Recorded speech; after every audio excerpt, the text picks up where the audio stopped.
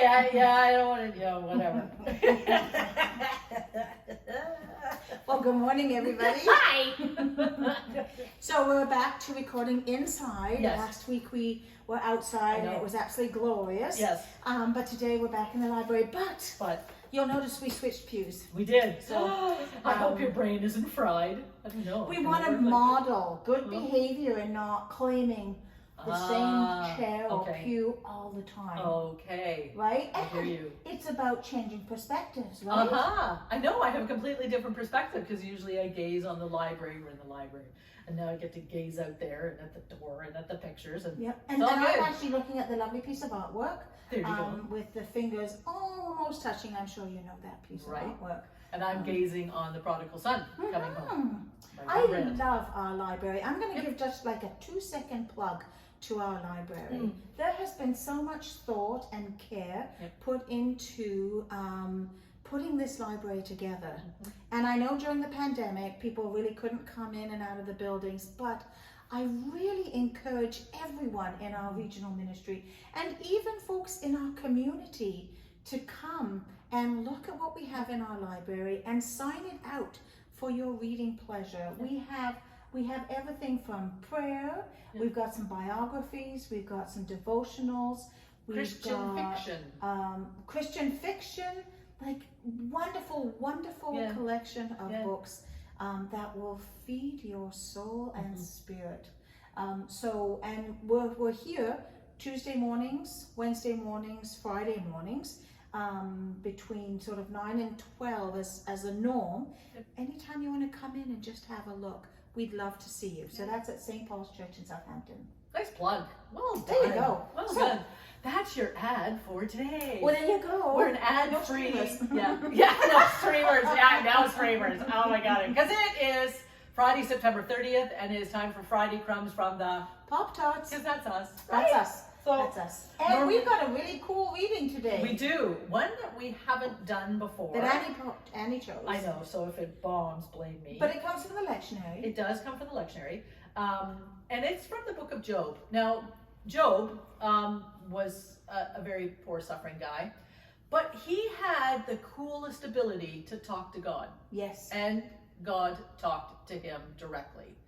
They had conversations. They had connection. They had the connection. That builds on last week's about connection. So Job is a guy that has true connection. Now, he got a lot of issues. Oh man. He got a lot of issues. But the way that this is written, I just want you to listen to the way that the illustration comes forward. It's the imagery is incredible. Yeah. So it could be a movie. And if you get lost somewhere in the imagery and linger there, that's okay. That's okay. Because scripture does cause us to stop and linger.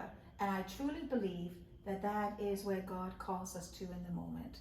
That hearing or seeing or imagining that scene and the thoughts of where it takes us. So if we lose you within the imagery, that's okay. No, blame God, because that means that God wanted you to go somewhere with that image, and then you're just listening to the Pop Tarts. Okay, so sounds good. So it's a little confusing because it's Job 38, verse 1, and then verses 12 to 21, and then you jump over to chapter 40, verses 1 to 5, and that is Job's response, right? So everything before chapter 40 is God speaking to Job in this conversation, in this connection. So Annie, how do you want to split up the reading? I don't know. Why don't I do 1 and then 12 to 17, and then you carry 18 to the end. Okay. So the book of Job, starting at chapter 38, verse 1, then jumping to verse 12. Then the Lord answered Job out of the whirlwind. Have you commanded the morning since your days began, and caused the dawn to know its place, so that it might take hold of the skirts of the earth, and the wicked be shaken out of it? It is changed like clay under the seal, and it is dyed like a garment. Light is withheld from the wicked, and their uplifted arm is broken. Have you entered into the springs of the sea, or walked in the recesses of the deep? Have the gates of death been revealed to you, Or have you seen the gates of deep darkness? Have you comprehended the expanse of the earth? Declare if you know all this. Where is the way to the dwelling of light? And where is the place of darkness, that you may take it to its territory, and that you may discern the paths to its home? Surely you know, for you were born then, and the number of your days is great. And the Lord said to Job, shall a fault finder contend with the mighty? Anyone who argues with God must respond. Now here's Job's response. Then Job answered the Lord, see, I am of small account. What shall I answer you? I lay my hand on my mouth. I have spoken once, and I will not answer twice, but will proceed no further.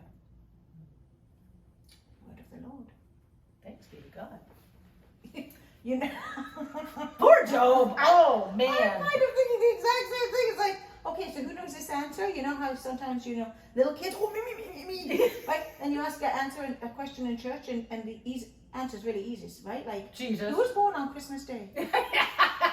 And everybody's like, is that a trick question? Actually, my cousin Carol was, but that's fine. I'm not answering it. So it wasn't Christmas Day, it was Christmas Eve, right? But yeah, so here's Job, who's like, oh, I know the answer.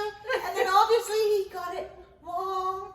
And now he's like, okay, I'm just going to listen now. Yeah, it's like I screwed up the last time. I am so not answering. But we know as we carry on in Job, that wasn't the end of their conversations. No. And it wasn't the end of Job's responses. But I love Job in the sense that he is like, so I mean, it takes it to, it's a hyperbole, right? Yeah. Of what life can throw at us. Yeah. Right. And I suspect we've all felt a little bit like Job, Mm-hmm. right? At some point in our lives. Maybe you're feeling like Job at the moment with some of the things you're dealing with. But Job continues to, he doesn't go to Google. No. He doesn't look it up on the internet. He doesn't ask the milkman, right? He goes to the source. He goes to the source of the knowledge. And the fact that there is, as we say, connection and communication. Yeah. I think that's so fascinating. Talk about lament, right? I mean, laments the, what's prayer? Well, this is God saying, I get the sense of seeing the imagery I have of God being kind of an overbearing dad a little bit. Have you commanded the morning since your days began and caused the dawn to know its place? Like, have you told the sun where to come up and where to what? And I like this one. So that it might take hold of the skirts of the earth. Oh, isn't that gorgeous? And the wicked be shaken out of it. Yeah. So the skirts, I'm assuming, are things that drag on the ground because it would have been long skirts or tunics. And you shook the dust out before you went anywhere. But it's the wicked being shaken out of it. Oh, there's just so many possibilities there. It is so amazing. And then the question, right? Where I was able to come in and offer the reading. Have you comprehended the expanse of the earth? Declare it if you know all this. Where is the light to the dwelling? Where is the way to the dwelling of light? And where is the place of darkness? That you may take it to its territory, and that you may discern the paths to its home. And I wonder, okay, the home of light or the home of darkness? I know, it could be both, I suppose, as we put darkness where it belongs, and allow light to be where it belongs. What's the saying? There is no darkness is the absence of light, and darkness can't be known unless there's something about darkness cannot overcome light. That you can have a perfectly pitch black space, and one candle will illuminate. So one single light will illuminate that whole thing. I remember I was a teenager, and we went to Kentucky, and we went to the Mammoth Caves. And of course they always do that thing in the caves where they turn off all the other food. Oh, see, I love that. That just to me it's velvet enveloping you. Freakazoid. Okay, So there's something about that darkness and that cave, that completeness, that you are small but you're in a large space, and then they light a match and they light one candle and it illumines the whole thing.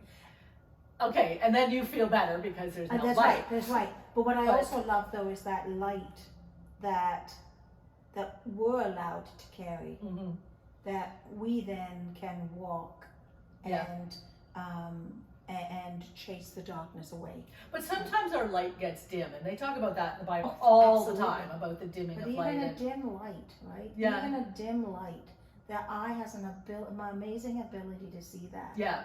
Right. Pupils dilate right open, and you see that. And when we customize ourselves to the dark, there it is. Any light there we at go. all, right? It's blinding. Yes. Yeah. Right.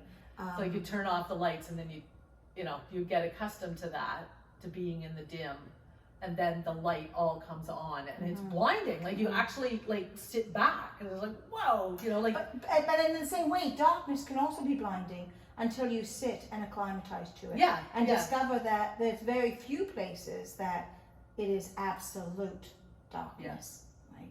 And light changes it. Yeah. Well, I've been into a couple of places where. Yeah. No. And don't you like dark churches? Like, you can just feel it. Like or maybe it's not completely dark because the eternal flame is the eternal lit. flames there. Light trickles through the windows. I don't like places of complete. She turns on lights everywhere. I do. Everywhere. I do. I know. Shocked. I thought about you. I did. Came I in this didn't. room out here, and you didn't turn all the lights on. I know. What up? I'm not a cave dweller. Thank you. I am a child of the light. So was Job just scared to say, I have the light? Did he even know what the light was? I mean, if the Lord was talking to me, I don't know that I would actually have the words to say anything. So kudos to Job in chapter 40 to actually say something, because he didn't have the opportunity after verse 18 to declare, if you know all this. Well, either the Lord didn't give Job enough time to answer, because sometimes I need time to formulate my answers, or sometimes I'm like right there. I'm usually right there, but I'm just wondering, but this is the Lord's answer to Job. So what happened before this is again part of the conversation that we're not focusing on. But Job is an awesome book to read. Yeah. It's meaty. It's a little. It'll make you uncomfortable, right? Well, and it goes on for a lot. And it goes 42 on. chapters. It really does. But can we tell them that there's a happy ending?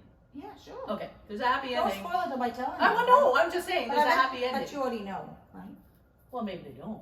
That's why Maybe. we want to read it, right? Maybe. To find out. So that's why we thought we'd give them a taste of Job today. That isn't do. But I think some of it is the imagery of the Lord that we have to look at. That the Lord sees things in ways that we don't, right? We see something and we either use our own experiential lives to go back and say, this is what we expect to see. When we see something that's a little out of the ordinary, we really have to stare at it. And I think that's what the Lord's doing. He's really reminding Job that what you're seeing is very special. And what's happening to you is incredibly, it's a gift. And it may seem crappy at the time, but have you entered into the springs of the sea or walked in the recesses of the deep? So maybe Think like of that. when you are plunged into this time of darkness. Right. And when it first happens, everything seems completely black, like the caves. But as you settle and you begin to look intently, then light begins to trickle in. And in verse 20, and that you may take it to its territory and that you may discern the paths to its home. So take the time to discern. We all went through discernment for ordination. It's like, is this really the path you want to take? I don't know. And then you think about it, or discern. We do a lot of discerning now. What's right? Which is discerning even simple things. Should I go into the grocery store without a mask on? Or should I, thinking. And sometimes we get so muddled in the worry of, oh, am I doing the right thing? Oh, I don't know if I'm doing, what's the changes now? Oh, I don't know what's going on. But if we just stop and slow down Mm-hmm. and look at what's being offered to us, That's right. and then we can make a decision. God gave us the gift of free will and the gift to decide. Okay, sometimes our decisions are probably not the best, but we've done them anyway, Right. and we've learned from them. That's right. Right? And just like, again, coming back to this imagery of darkness and light, which really has tickled my fancy today in our conversations, that, you know, when we move right away, when things are dark, before we acclimatize, we bang our shins, we step onto things, we bang our toes on corners, right? And sometimes we react that way when crisis happens. Yes. But Yeah. this invitation from God to Job is to us as well, Yeah.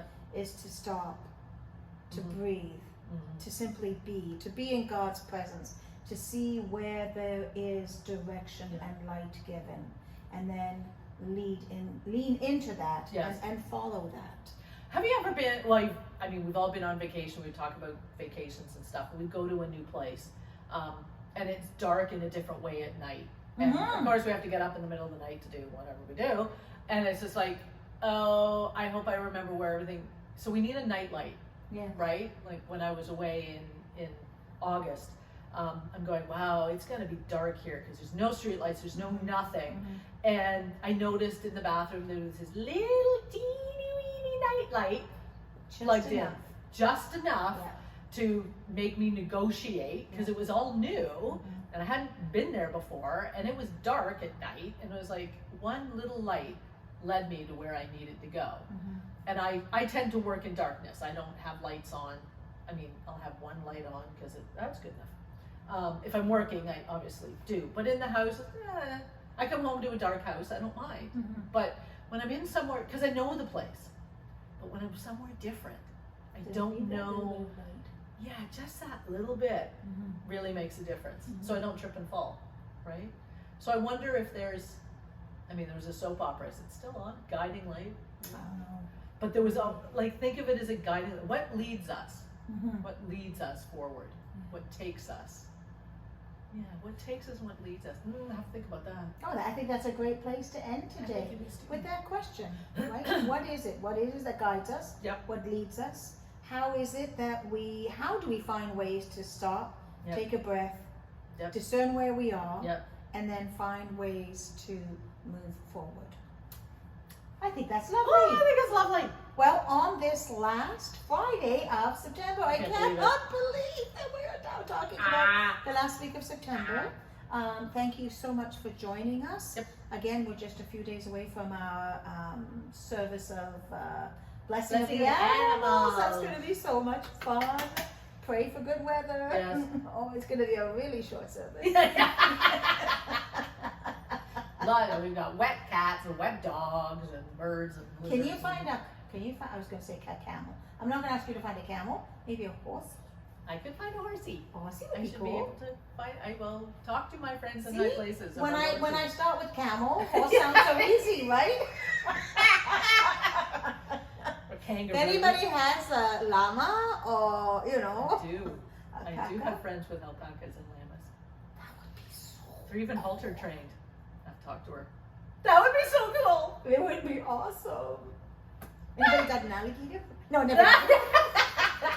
On that note, We'll tell you how it goes. blessings on your week. Take care until we see you again. Stay safe. La, la, la, la. God bless and bye bye. Bye-bye.